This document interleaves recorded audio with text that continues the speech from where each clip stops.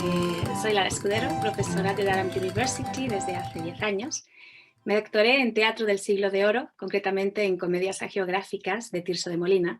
Y antes de empezar, me gustaría dar las gracias a Faust y a Norton por esta oportunidad de poder hablar de un auto sacramental anónimo, El mayor desengaño, del que he hecho una edición crítica que está en prensa.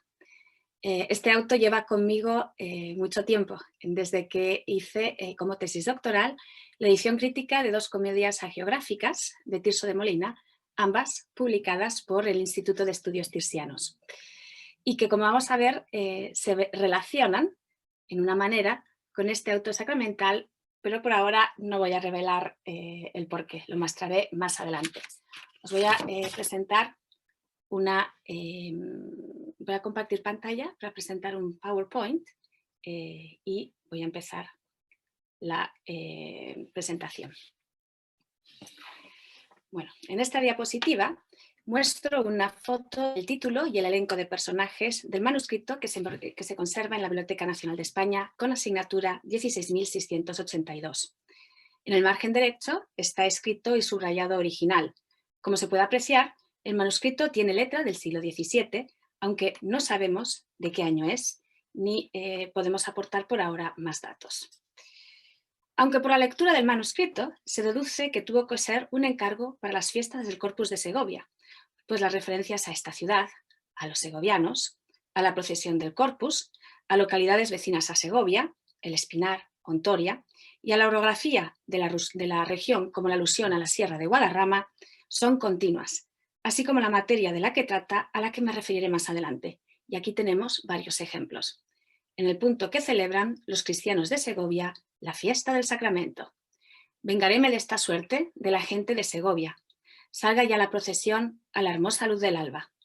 Estos peñascos son de Guadarrama, y a la parte del norte yace Segovia, que es dichosa corte.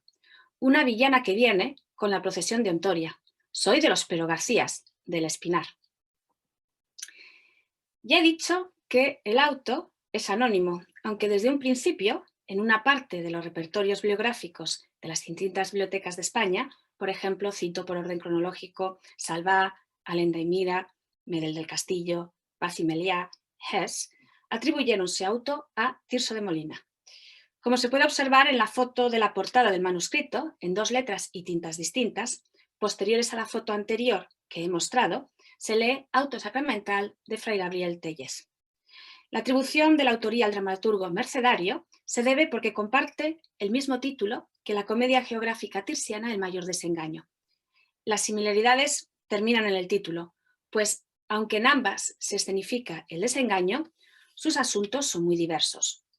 En la comedia tirsiana se escenifica la conversión de San Bruno, fundador de la Orden de la Cartuja, mientras que en el auto, como vamos a ver, se escenifica el intento de profanación de una hostia consagrada por parte de los judíos de Segovia, que además raptan a un niño para martirizarlo y acabar con su vida a imagen y semejanza de Jesucristo.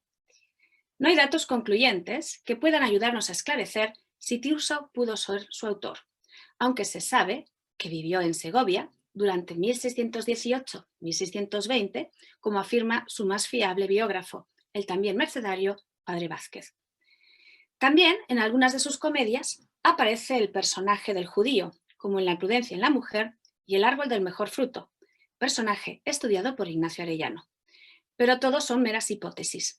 Tampoco ayuda a esclarecer su autoría la alegoría del auto, no muy bien resuelta y alejada de la complejidad conceptual que reflejan otros autos tirsianos, prueba del conocimiento del mercedario, tanto como doctor en teología y como hábil dramaturgo. Más interesante y enigmática me parece la atribución del auto a Miro de Ameusqua. Flenacioska ya en 1961 atribuyó el auto a este dramaturgo por el papel del personaje del demonio y de la Inquisición, aunque él mismo concluyó que eran meras hipótesis.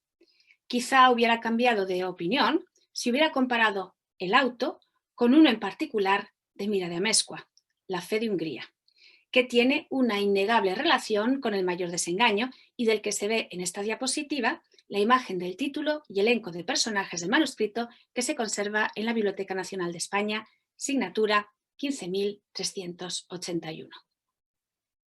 En ambos autos, el asunto es en parte el mismo, el intento de profanación de una hostia consagrada en el auto que nos ocupa por parte de los judíos y de Luzbel, y en el de Mira de Amezcua por parte de Hugo, noble húngaro que no cree en la verdadera religión, la católica, hostigado por Honorio, que en realidad es el demonio.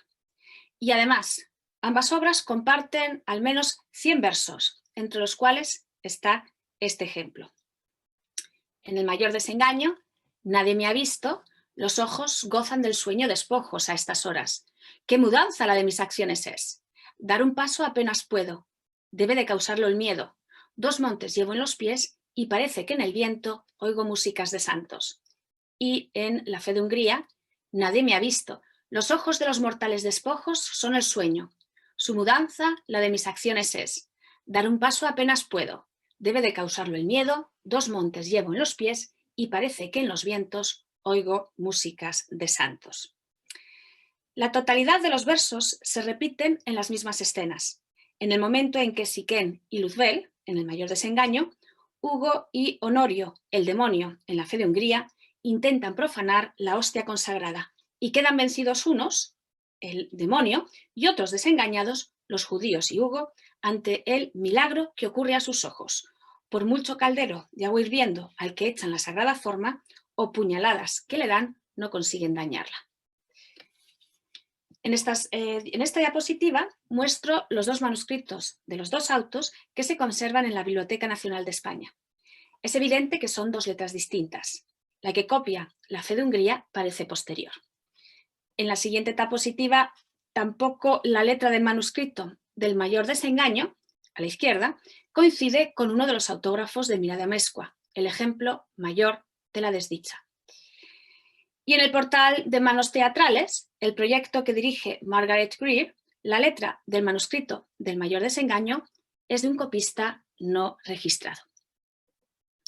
Otras posibles autorías, más improbables, son la de Lope de Vega, por la relación temática que comparte con su comedia geográfica El niño inocente de la Guardia, y algunos críticos relacionan el auto con Cubillo de Aragón, pero casi seguro que se trata de una errata o de una mala lectura del título de un auto suyo, El mayor desempeño. En conclusión, no hay ninguna razón de peso todavía para poder sostener la autoría de un determinado dramaturgo, de los que me he referido, aunque resulta sospechosa su relación con La fe de Hungría, de Mira de Amezcua, y por lo tanto, hasta nuevas pruebas que despejen más el camino, no queda más remedio que atribuir el auto a un dramaturgo desconocido. La lámina de esta diapositiva es un grabado que se conserva o se conservaba en el Archivo Histórico de Colonia y retrata el otorgamiento de una serie de privilegios a los judíos por parte del emperador Enrique VII de Luxemburgo y que, como ya se puede intuir, el auto sacramental se sustenta en el mismo binomio que el grabado, cristianos versus judíos, que dentro de las coordenadas conceptuales de los autos representan la lucha entre el cielo y el infierno, en la que finalmente la ley judía escrita es superada por la ley de gracia mediante la exaltación del símbolo eucarístico. Y como se ve en el elenco, son personajes cristianos el sacristán Berrueco, Pascual, Benito, María y Domingo, todos ellos rústicos labradores que vienen a celebrar la fiesta del Corpus a Segovia, y son personajes judíos, como sus nombres propios indican, Leví, Siquén y Manasés. No hay que olvidar la dimensión sobrenatural, 2 ángeles y Luzbel, y tampoco del niño Manuel, al que se alude verbalmente durante una gran parte del auto, y de los aristócratas personajes Juan II y su privado don Álvaro de Luna.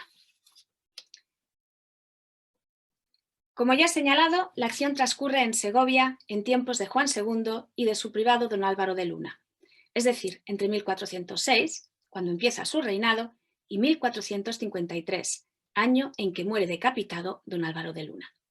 Ambas figuras son necesarias para dar credibilidad a un hecho portentoso que, según la tradición, sucedió en Segovia en 1410, del que voy a hablar en breve. Los judíos de Segovia, ante las afrentas que sufren por parte de los cristianos de esta ciudad, deciden vengarse de ellos. Convocan con un conjuro a Luzbel, prometiéndole, cito los versos, el corazón caliente palpitando, y entrañas oleando, por víctimas ofrezco de un tierno joven. A cambio, el demonio les insta a robar una sagrada forma, bañarla con la sangre del niño y tirarla a las aguas que abastecen la ciudad para que los segovianos, como dicen los versos, y en ellas beban y coman, rabia y muerte los cristianos. En este día de celebración del Corpus, los judíos roban al niño Manuel y una hostia consagrada, y ante su asombro y el del propio Luzbel, en el momento del sacrilegio de la sagrada forma les vence el temor, son incapaces de ultrajarla, y a pesar de que Luzbel apuñala la hostia en repetidas ocasiones, de esta salen numerosos ríos de sangre que conducen a donde está el niño Manuel, profundamente dormido y ajeno milagrosamente a todos los tormentos que ha sufrido por parte de los judíos, pues uno de ellos, incauto, ofrece una forma consagrada al niño antes de sufrir el martirio. Ante este milagro portentoso, los judíos, desengañados, deciden convertirse al catolicismo. Y en el auto, el asunto se estructura de la siguiente manera. Una primera parte, de los versos primero al 470, en la que se significa la maquinación de la venganza y la invocación de Luzbel. Una segunda parte, versos 471-700, en la que se pone en marcha la venganza. Roban una hostia consagrada y secuestran al niño Manuel. Una tercera parte, que comprende los versos 701-939, en la que se intenta ejecutar la venganza, y una cuarta y última parte, en la que se escenifica el milagro del niño y de la hostia consagrada y la conversión de los judíos. ¿Cuál es el tema de estos milagros?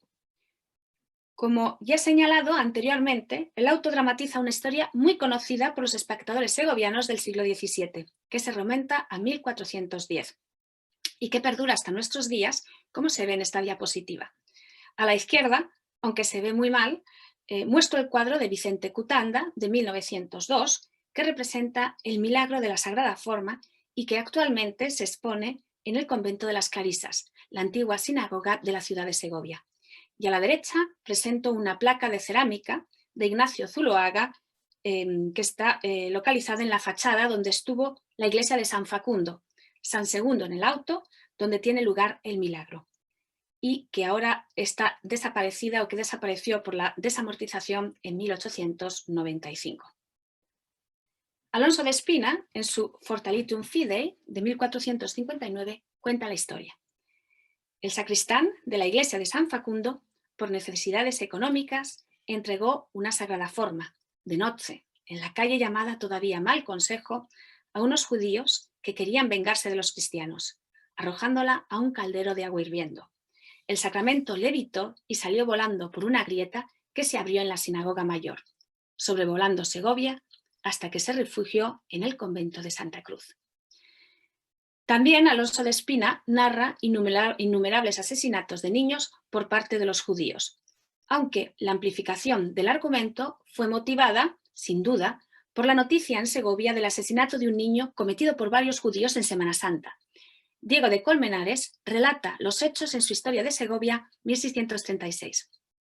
Por este tiempo, en nuestra villa de Sepúlveda, los judíos, movidos de Salomón Pico, rabí de su sinagoga, hurtaron por la Semana Santa un niño y, ejecutando en él cuantas crueldades y afrentas sus mayores en el Redentor del mundo, acabaron aquella inocente vida.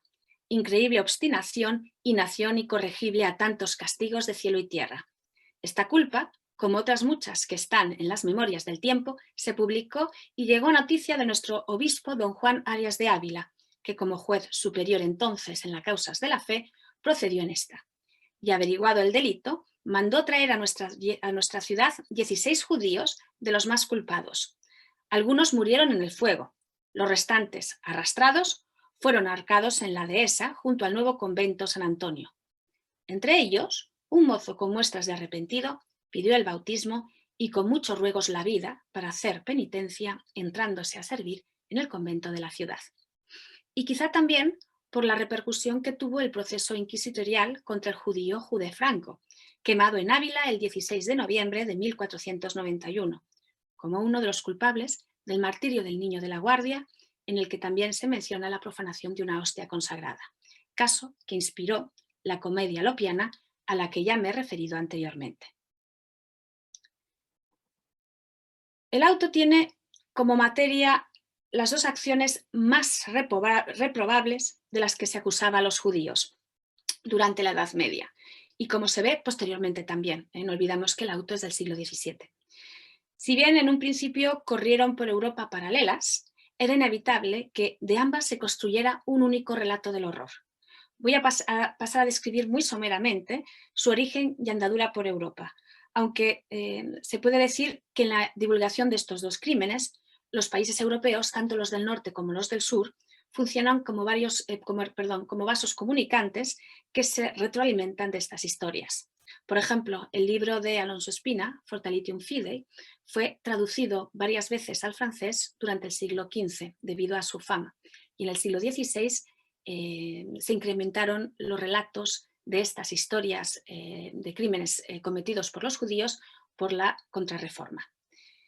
Para ahondar en esta trayectoria europea, me he basado en el libro de Jean-Louis Schaeffer, Los types profanés, aunque ya digo que es una pena que al tratar estas dos historias antijudías no tenga en cuenta ningún testimonio tan valioso como son los españoles, entre los que se encuentra este auto y la tradición en la que se basa, anterior a muchos los ejemplos europeos a los que se refiere Schaeffer. Y las láminas que acompañan esta presentación las he tomado de internet. Bien, perdón. Respecto a la historia de la profanación de la hostia consagrada, los primeros relatos aparecen en la leyenda dorada de Santiago de la Vorágine, en el siglo XIII, en el capítulo 137, donde hay dos historias en las que unos judíos intentan apuñalar una cruz. Schaeffer remonta estos relatos a unas fuentes griegas en torno al 750 después de Cristo.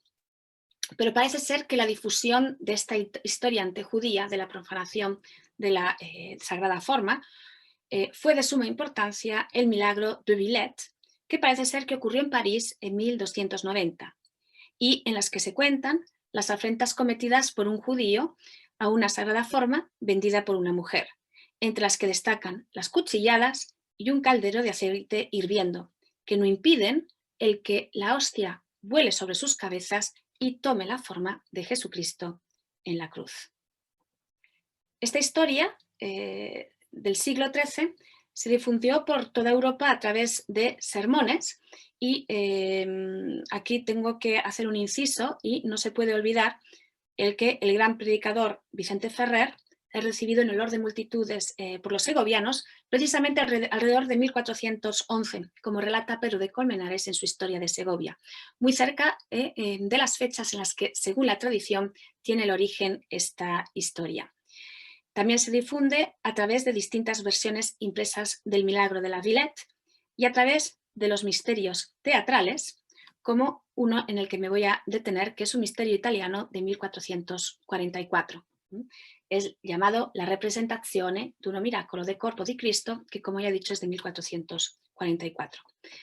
En este grabado de la portada de una de las ediciones del misterio se ve a los judíos, reconocibles por su sombrero y por la rodela de sus vestidos, apuñalando y echando la hostia al caldero.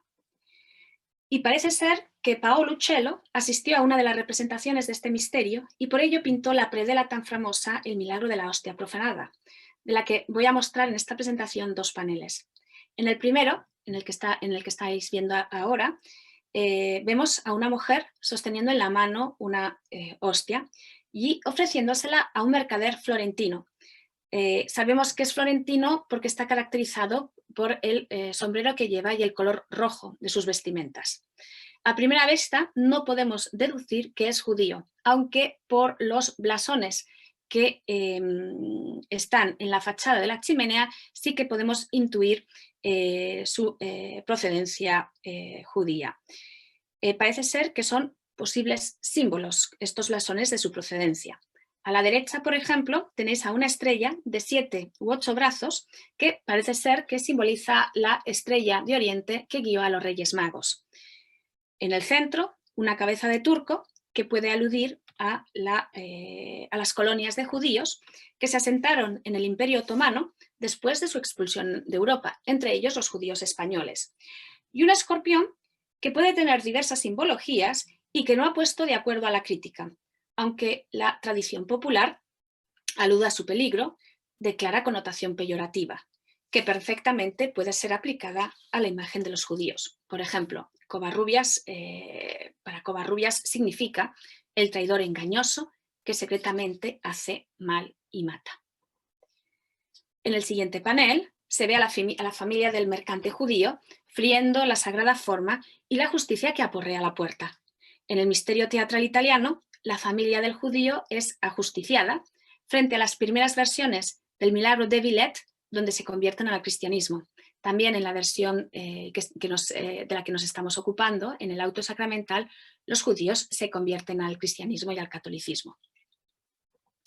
Paralelamente, corre por Europa las historias de raptos y asesinatos de niños a imagen y semejanza de Cristo por parte de los judíos.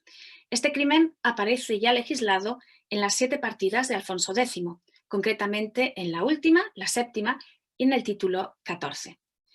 Y parece ser que uno de los primeros testimonios escritos de este terrible crimen se debe a Tomás de Cantimpré, que en su Bonum Universale de Opibus relata el asesinato de una niña, parece ser que el primer testimonio es de una niña, por parte de los judíos, y que en las sucesivas versiones se convertirá en un niño que asesinan en Semana Santa y que, por supuesto, culmina con la historia que sería ya archiconocida en el siglo XVII del asesinato del niño Simón de Trento en el siglo XV y que dio lugar a un grabado muy conocido y que se puede ver en esta diapositiva, donde los judíos son doblemente representados, para que no haya ninguna duda de su fechoría. Por una parte, por su vestimenta, la rodela y el sombrero típico, según la iconografía, y por los nombres judíos de cada uno de ellos. La fusión de las dos historias que dramatiza este auto se puede rastrear ya en 1273. En una de las variantes, la sagrada forma, que es tirada a un caldero de agua o aceite hirviendo, adquiere el dibujo de un niño dormido. El niño eucarístico o de la Pasión, que durante el siglo XVI y XVII tuvo su mayor auge iconográfico, como este niño dormido sobre la cruz de Alonso del Arco, expuesto en la Academia de San Fernando.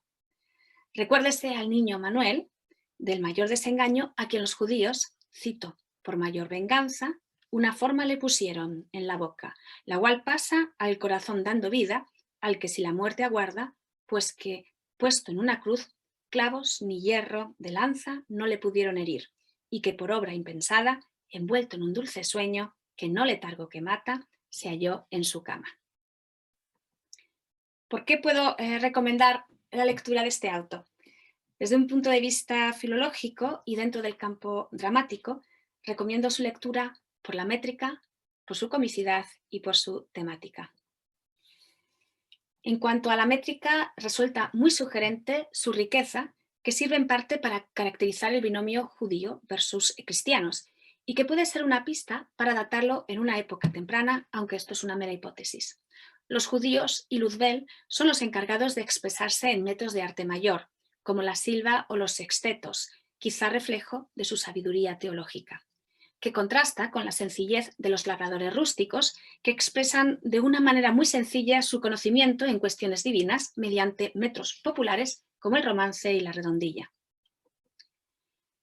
Y es curioso también por su comicidad, cuyas escenas están aisladas, habitual en el teatro del XVII y que responden al arte nuevo del teatro del siglo de oro. En una de las escenas, el gracioso Domingo se hace pasar por judío a lo gracioso, como reza la acotación, sin dar más detalles, para averiguar si el niño Manuel está en casa de estos. Y comienza una escena cómica, llena de equívocos, en la que se ve la ignorancia en cuestiones judías por parte del gracioso y que culmina en una escena entremesil, burlesca o de vodevil, donde Domingo saca una pierna de puerco y empieza a dar golpes a los judíos que quedan en el escenario. Y me parece fascinante la divulgación de estas dos historias antijudías, la mayoría de ellas sin ningún fundamento histórico por toda Europa, que sorprenden por su truculencia y violencia, y que por decoro no se representaría en escena entonces y tampoco sería decoroso y factible actualmente. Por otra parte, me parece muy interesante desde el punto de vista histórico, porque este auto es una muestra de una continuidad cultural que data de principios del siglo XV, aunque ya sus orígenes son anteriores, y perdura y se mantiene en pleno siglo XXI. Me refiero a la tradición segoviana de la fiesta de la Catorcena. Fiesta que se celebra en dicha ciudad el primer domingo de septiembre, llamada así porque participan las 14 parroquias que en el siglo XV formaban parte de la ciudad cuando se produjo el milagro de la hostia consagrada.